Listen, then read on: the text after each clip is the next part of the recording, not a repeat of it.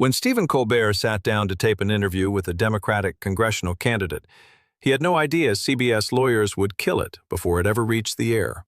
Not because of anything scandalous, not because of defamation, but because the Federal Communications Commission, now led by a Trump appointee, has weaponized an obscure 1960s broadcasting rule to muzzle criticism of the president. For 2 decades, late-night hosts operated under clear exemptions. Jay Leno could interview politicians. Jimmy Kimmel could roast presidents. The rules were settled.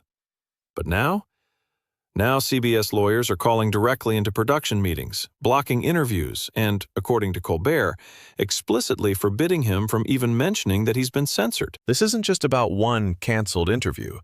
This is about a chilling new reality where America's biggest broadcasters are more afraid of government retaliation than they are of abandoning journalistic integrity.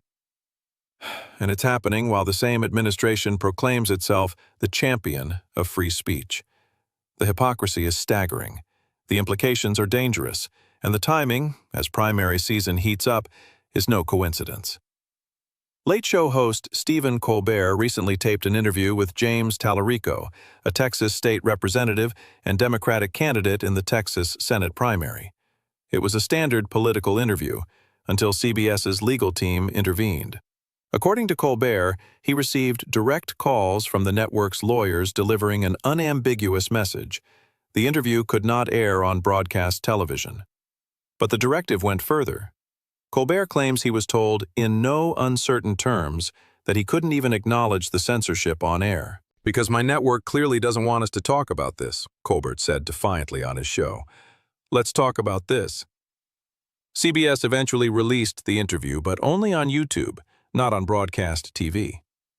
The network insists this was a collaborative decision, not a prohibition.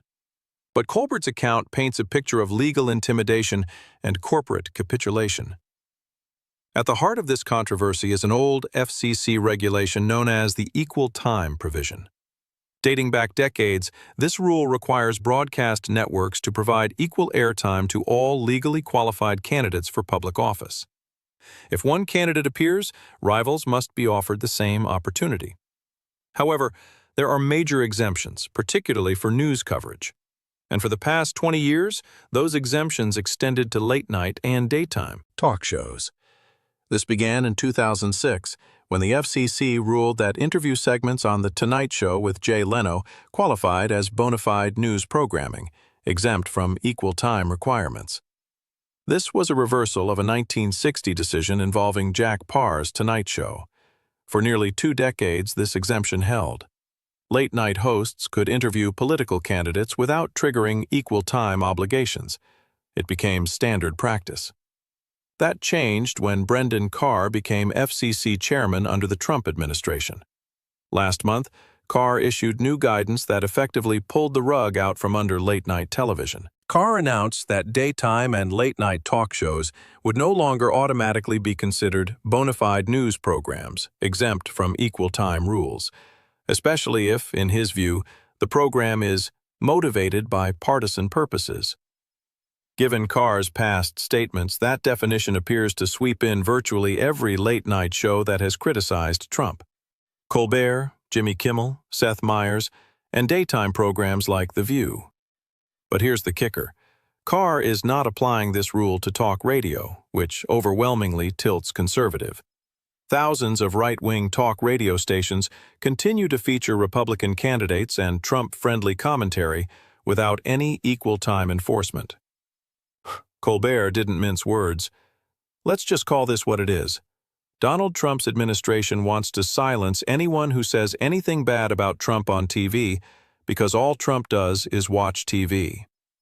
CBS issued a carefully worded statement attempting to distance itself from accusations of censorship. The Late Show was not prohibited by CBS from broadcasting the interview with Representative James Talarico. The show was provided legal guidance that the broadcast could trigger the FCC equal time rule for 2 other candidates, including Representative Jasmine Crockett, and presented options for how the equal time for other candidates could be fulfilled. The Late Show decided to present the interview through its YouTube channel with on-air promotion on the broadcast rather than potentially providing the equal time options. Translation: CBS didn't technically ban the interview, they just made it legally and logistically untenable to air it on broadcast TV. The statement is corporate spin. It obscures the reality. The network's lawyers actively pressured Colbert's team to avoid airing the interview because of potential FCC backlash. So what did Talarico say that was so dangerous? In the interview that never aired on CBS, Talarico accused Republicans and the Trump administration of perpetuating their own version of cancel culture. They went after The View because I went on there. They went after Jimmy Kimmel for telling a joke they didn't like. They went after you for telling the truth about Paramount's bribe to Donald Trump. Talarico was referring to a highly controversial $16 million settlement Paramount, CBS's previous owner, paid Trump last year to resolve a lawsuit over a 60 Minutes interview with Kamala Harris. Critics, including Democratic senators, called the payment a bribe, a backdoor deal to secure Trump administration approval for the Skydance media merger. Trump denied any connection between the settlement and the merger approval. But the optics were damning. And now, Paramount's current owners are looking to acquire Warner Brothers Discovery, CNN's parent company, further complicating the media political landscape. Talarico also said, "This is the party that ran against cancel culture, and now they're trying to control what we watch, what we say, what we read. And this is the most dangerous kind of cancel culture, the kind that comes from the top." Ironically, CBS's attempt to suppress the interview may have amplified it. The Talarico interview received far more views on YouTube and social media than it would have if it simply aired as a normal late-show segment. Media analyst Jonah Goldberg noted this during CNN's coverage. This was very good for Talarico. The interview got far more views on social media and on YouTube than it would have if it just aired as just a normal appearance on the show. And so, in some ways, this was a gift for Talarico. And it was also a gift for Colbert, who was looking for opportunities to stick his thumb in the eye at CBS and of Trump. The controversy also handed Colbert a perfect narrative. A major broadcast network bowing to government pressure while he stands up for free speech. But the real question isn't whether Colbert or Talarico benefited from the publicity. It's whether this creates a chilling effect across the industry. Media critic Bill Carter warned, "There aren't that many shows here that will be affected by this because Kimmel and The View have been critical of Trump. So they, and Seth Meyers obviously, but if you go further than that, there aren't many TV shows." He continued, "If CBS was in a different situation and they wanted to fight this, they could have gone to a court and said, 'How can you put this rule on us and not radio?' They're doing the same thing. And there's thousands of stations that are conservative talk radio, and there's no way that they would enforce the rule against them. So it does seem like selective regulation." Carter pointed out the absurdity. Every president has been criticized by late-night TV. Only Trump wants to sic his FCC on them. Perhaps the most galling aspect of this entire saga is the hypocrisy. When Trump was elected in 2024, he and his allies promised a new era of free speech. Trump himself proclaimed in his address to a joint session of Congress that free speech would finally be restored in America. Just months ago, Vice President J.D. Vance gave a speech at the Munich Security Conference extolling America's commitment to free speech. Secretary of State Marco Rubio delivered a similar address, arguing that America now defends free speech unlike the prior administration, and that the world should follow America's example. Yet here we are. The Trump administration is using the power of the federal government to intimidate broadcasters into silence. Jonah Goldberg summed it up. The argument from conservatives was always that it's the most dangerous kind is when the federal government uses the power of the state to impose its will on free speech. And like we've seen this cycle with lawfare, with violations of norms. One side violates the norms, and the other side gets into power and violates them even more, because they use that precedent. He warned of escalation.